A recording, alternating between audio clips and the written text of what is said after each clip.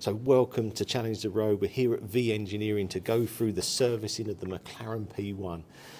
Looking at this, if it was through a McLaren dealership, we are looking at 140,000, but that's not the bill I paid, and we're going to go through why. So welcome, Paul, to Challenge the Road. Thank you, Richard. I've been here a few times, but just go through your role here and what you do at V Engineering. I'm the engineering director, but myself and Steve started out 3 years ago now. We always wanted to have our own McLaren independent specialist operation. We were there from day one of automotive, even before launch, 2010. I joined, Steve joined in 2011. So we launched pretty much all of the Project 11, 12, 13 and 14 cars, which as you know is 12C, 650, 675, 570, 600 LT, 720, and the jewel in the crown really was the P1, Project 12, back in 2013. When I first joined McLaren Automotive in 2010, P11 was the key car for launch. That car was the launch of automotive, but P12 was always in the background, and it was always something very, very special indeed. When it was launched, it was an incredible piece of kit. It was very, very advanced, a lot of technology on the car. The one thing that I'll remember the most about it, what impressed me, was the fact that it was fantastically technical and loads of technology, battery and everything. It was actually a reliable car, but over the years there has been some little idiosyncrasies that come with not using the car, kind of stuff which goes wrong and has been fantastically expensive to fix. I can see that with the, the clutch and that we Exactly, had. yeah. So just go through, so on here, so a clutch from, a McLaren dealership now, we're looking at sort of 25,000 plus VAT. Yeah. And they do something here with, a lesser option at 4K with 2 seals, but you're replacing all the seals for me at sort of 2.5K, which is a massive difference, isn't it? So the major part of an HDA clutch repair, HDA is hybrid drive assembly clutch. It sits between the engine and the gearbox, and it's the plate which actually transmits the power from the E-motor onto the first motion shaft in the gearbox. There's seals in that plate, and they do dry out and leak over time, and when they do, the first level of repair, when the car was relatively new, was to remove the engine and gearbox completely, and then split the engine and gearbox apart, and then replace the HDA plate. The HDA plate alone was £25,000, right, just for the plate. Over the years, some of the dealers, and we certainly knew that we could maybe make the repair a bit quicker by simply just removing the gearbox, not the whole engine and gearbox assembly. So we found that we could do that if we remove the rear wing assembly. Hydraulics is a massive part of our USP and our hobby, so to speak, so we could actually remove and refit the hydraulic assembly, no problem at all. So we started doing that, and then we actually changed the seals in the plate rather than the whole plate. McLaren they launched their own HDA repair kit, but it's only 2 seals, the first motion shaft seal and the E-motor seal, whereas we do actually all of the seals in the plate. How many seals would that be? 8 in total. 8, okay. Yeah. So there's a couple of ribbon seals on the plates in there as well. So our repair cuts down on the labour, but it also cuts down on the actual parts required for the job, and it's all you need to do really, and it's no different to what you would do in any other kind of supercar repair process. Our mantra here is if it can be built, then it can be rebuilt. I mean, it's a huge difference in price. I mean, 25,000 against 2.5K. But if you've got, one thing that really stands out for me, this build, I say, would have been 140,000, a huge amount. But the shocks, and this is what, I used Harrison at VVS, met you guys, and it was these shocks that I thought were going to be sort of 40,000 plus VAT, which is a huge amount. But obviously, you're rebuilding these at 2,500 each. Yep. At the end of the day, a shock absorber is a shock absorber. It's got seals inside it, and it's the seals that leak. They typically leak if the car's been inactive for a long period of time. They dry out, car goes up and down. Which my one had. And this is why I had the problems. So even though it was 200 miles, it was more the inactivity that has driven, because it's drying up. So almost it needs movement and to be moved more, probably. Exactly. I mean, if you do regularly use a P1, not too much, but everything's moving, it's free, it gets lubricated, and they just tend to stay together much better. Yeah, definitely. The other thing I had was the V mode, which I'm really, I love that mode on there. But the race mode 2 was only from factory, is that right? As an option? That's right, yeah. So, I mean, any P1, you can only drive it with the rear wing fully extended if you're in full race mode, which means the suspension is dropped 40 millimetres. The car is on its belly. When you're driving along, certainly on public roads and even racetracks, it is very low, and the rear diffuser takes a fair beating. McLaren came up with a thing called Race Mode 2, where the rear wing is fully extended, but you only drop it 20 millimetres, and it gives it a fantastic look. It's only for track use only. That's why I wanted the V mode. So that involved a little bit of software and hardware from McLaren, and that was a £25,000 option. We actually obtained all of the software and the hardware. Ours is slightly different, but it's more or less the same. We don't lower the car as much, but the rear wing is fully extended, and we can do that for £10,000. Yeah. Big difference. Big difference, yeah. And also for me, I'm not keen, but I don't like the car with the spoiler down. I feel it looks too subtle. I want it as it should be with a race car, and I love my spoilers on cars. Exactly, yeah. One thing here I had was the battery charger, and obviously when I was at home I was pressing it and it wasn't working, but this is quite a common fault with these, but I was just shocked at the price, 20,000 to to have a new charger? A new charger, I think now is even more than that. That was the last price I had before we started repairing them. I think that's about £23,000, £24,000 now. Okay. Now the charger was a big problem with the P1 from day one. The first P1s that we delivered didn't have chargers because the charger wasn't ready. I didn't know that. So we delivered all the cars to the customers, and of course you can charge the HV battery with the engine, so you actually start it up, push that. Just like a normal hybrid, where it's regen. Yeah, so for about the first, I think it was 4 or 5 months, the P1 was delivered with no charger at all. So then we started delivering chargers to customers who were already using the engine to charge the battery, and those chargers unfortunately started failing as well. But then there was a big update with the chargers, and the second generation chargers were much more reliable, and that's what you had originally. But over a long period of time, that charger does do a lot of work, because it has to charge the normal 12-volt battery in the front of the car as well as the high voltage battery. Okay, the 12-volt battery in the front of the car really keeps all the systems healthy for the big battery. So it is very important to keep that little battery charged. But we can actually, as I say, rebuild those now with new boards for about £5,000. So a lot of the prices you're giving me are sort of 30% really. 30% original. So how's business for you guys? Because obviously you got 720Ss down there. I know we're going to go down there later, but 675s, all these models of McLarens, are they all suffering with the same thing because it's the same engine? Because obviously the Artura is the first sort of V6, but everything is the twin turbo V8. When we started, we were getting lots of 12Cs in and 650s, which was great, because that is a car that's very close to our hearts. The 12C is a massively underrated, and the 650, massively underrated car. It's fantastic value for money at the moment. It will come back strongly. They are coming back. I mean, I looked at prices before I got here, and I can see the 12C Spider is overtaking 650S. The 12C Spider is a rare car. I could talk all day and all night about the development and the problems and everything that we went through to 12C to 650. But one thing I do remember very passionately about those early days of McLaren is the people that we had around us, and the support that we had.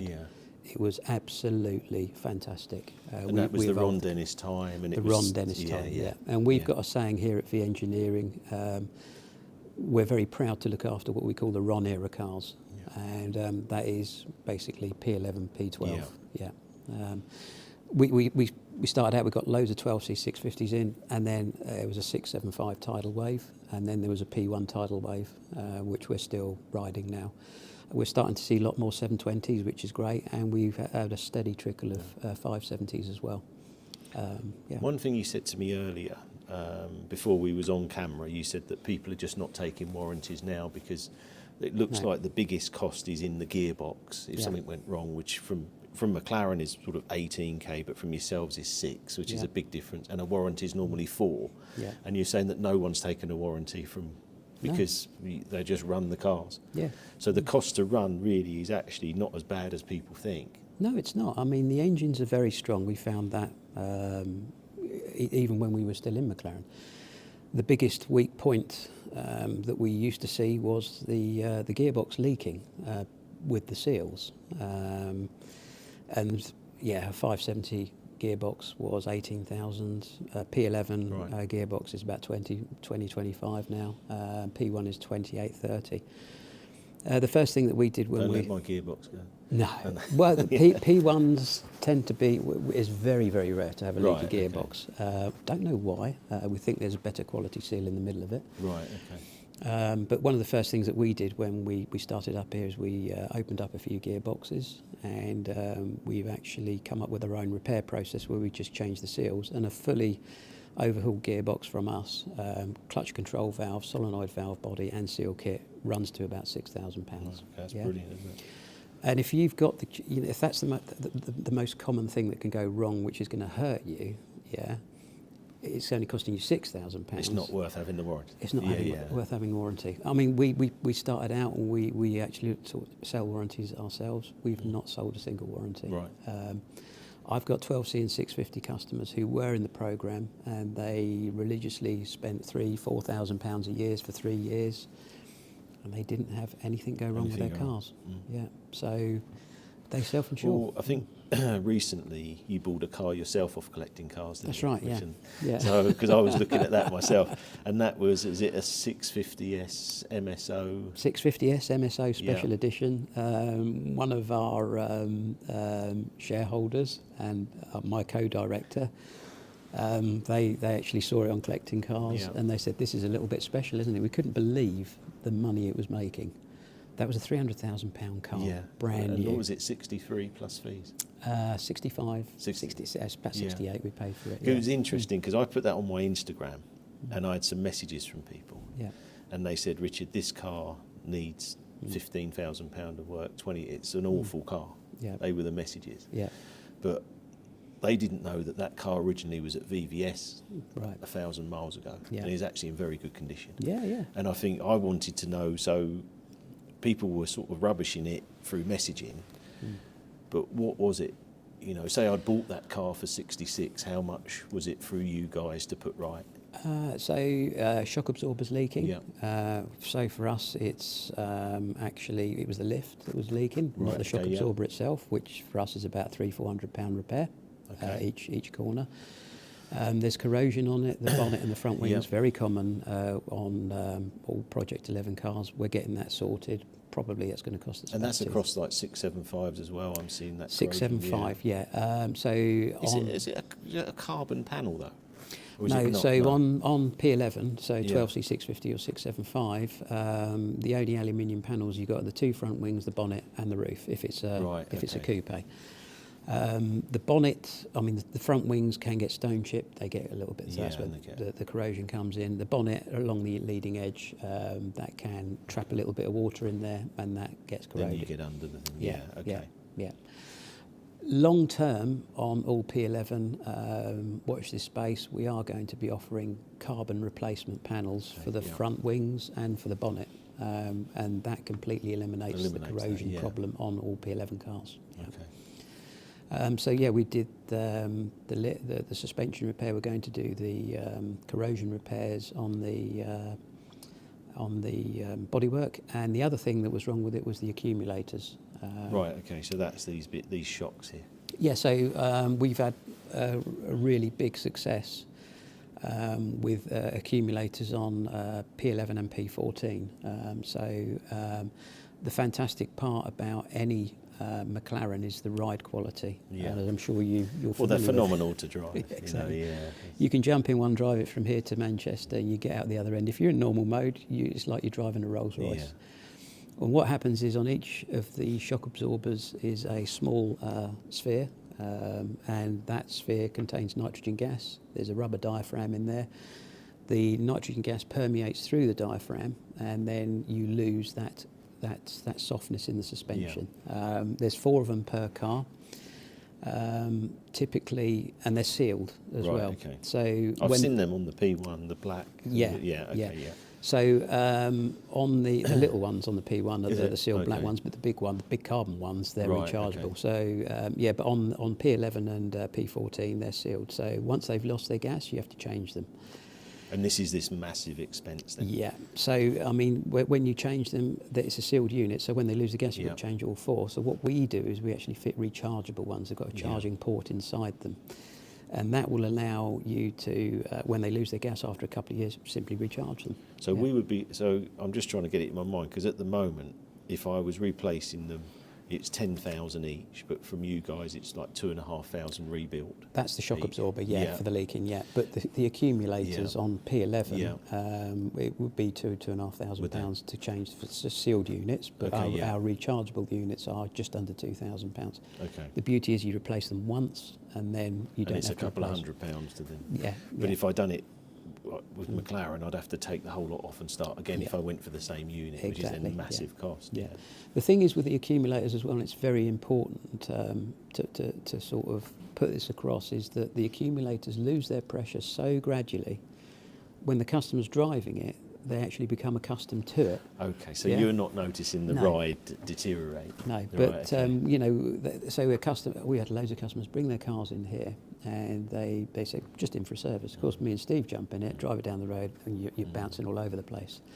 And we say, your accumulators are gone. And they said they have a set of our rechargeable accumulators. They drive away from here and they phone up. Some customers even phone us on the way home and said, I can't believe The difference. this difference. Or we've had, the nicest thing we've had is a couple of 12C and 650 owners who've owned that car from new, and then when they drive it away, it's like A different car. my God, I'm going back to 2013. Because they're 14. buying a second-hand car that may be 8 years old, then they don't get the ride and the feel of that McLaren. It's making me want to buy another second-hand McLaren now. Because like 720Ss, 720S Spiders are really quite a sweet spot. I think they're dropping. Yeah. I was looking today at 720Ss at like 120k, and it's probably a 300k car. Yeah.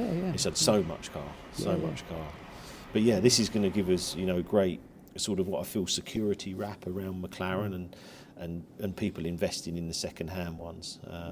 And it's just nice to see them all here, like to see the 720, especially in the newer range. So just go back to that 650S MSO car, because I want to see it. So is it here? Yes, it is. Okay. Yeah. What would we be thinking? So you paid 66. Were we thinking sort of 20k of repairs or less than that? No, it's probably, accumulators 2,000. You're probably looking at 3,000. Oh, 2,000 for all of them? All 4 accumulators. Right, sorry, I thought you meant eat. Okay, no. All okay, 4 accumulators. A set of rechargeable accumulators is 1,800 plus VAT from us. So I should have bought that car really and not. You should have done, yeah. Unfortunately, I beat you to it. Yeah. So really, for under, say, 75k with the car, you're not far away. Yeah, I mean 75. Yeah, I mean that is a 10 mega grand. car. Yeah, exactly. Yeah. Well, you know. That was actually before 675 as well. That particular car. So it's actually a bit of a unicorn car because 12C was brilliant by the time that finished. I thought it would sit well with the P1. You see, it's sort of that 12C sort of shape, but. The 650S, they'd ironed out everything, hadn't they, in that car? So. Well, 12C when it was launched, we were very busy in 2011. We were busy in 2012, and then by the end of 2012, beginning of 2013, 12C Spider was coming along. It was a well sorted car, and it was a well sorted car because of the processes within McLaren at the time, and they were just fantastic. You said the quality control was excellent. Yeah. The QC, if we had a problem. Probably the next day we had it fixed. Because Ron was. Yeah, he was. Yeah, he was. Yeah, absolutely. Yeah. And by the time we got to 650, it was largely an evolved 12C, and we were sitting there. I wouldn't say twiddling our thumbs with 650, the P1 came out. Yeah. And when the P1 came out, we were more supporting P1 than we were 650. And it was good that the 650 was so reliable. Yeah. That, having said that, the P1, given the technology on the car, I would say was a very, very well engineered car. One thing that shocks me here, and I'll tell you why, is the service cost. Now, I serviced my lawnmower the other day, and it come out with all the stuff I had done was £1,600. Now, to do the P1 that you've done for me is £1,500. Small service. On a small service, I know it has to do, but yeah. this one I've just done. So 8 hours oil and filter change, and what you must do every year is recharge the suspension system in a P1. That has to be done. Yeah, but that's something we've lowered the service times because again, hydraulics is a massive part of our hobby and our focus. We can recharge things and we can do jobs much faster. And Steve was the main engineer on P1? Steve was one of the main engineers on P1, yeah. So if I would say I bought that 650S that you took from me on collecting cars, what would a small service be on that car? If it's just an oil and filter, a 445 plus VAT. 445 yeah, plus and that's a check of the whole car. If you need air filters on top of it, another couple of £100. So am I better off putting like the lawnmower cutters on the back of a McLaren than going a lawnmower service? £1,600. This is the massive myth about McLaren. Yeah, that's what I mean. They are not difficult cars to fix or service. No, I've really enjoyed that, Paul. That's great information. You're welcome, Rich. Thanks for your support and. And I love it. And I really want a 600 LT Spider. That's where I want it because I just feel I had one before and I really miss it. And this just gives myself and everyone that confidence on your servicing. So it's brilliant. Yeah. So that's the end of this. Hope you've enjoyed that. It's been really interesting going through all these prices and values and all the stuff that V Engineering can do. And if you get a chance to come in and see Paul and the team here, they'd love to see you. So please like and subscribe to the channel. We've got more coming soon, and I'll see you again soon.